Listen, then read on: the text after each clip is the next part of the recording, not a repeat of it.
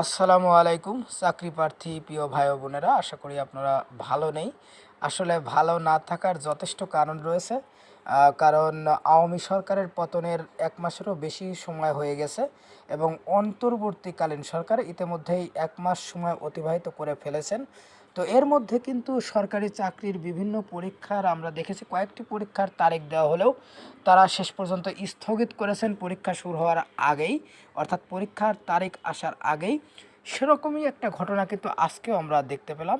কেননা আগামী ২০ তারিখ এবং ২৭ তারিখ পেট্রো বাংলার বিভিন্ন পদের কয়েকটি পরীক্ষা হওয়ার কথা, অনুষ্ঠিত হওয়ার কথা ছিল।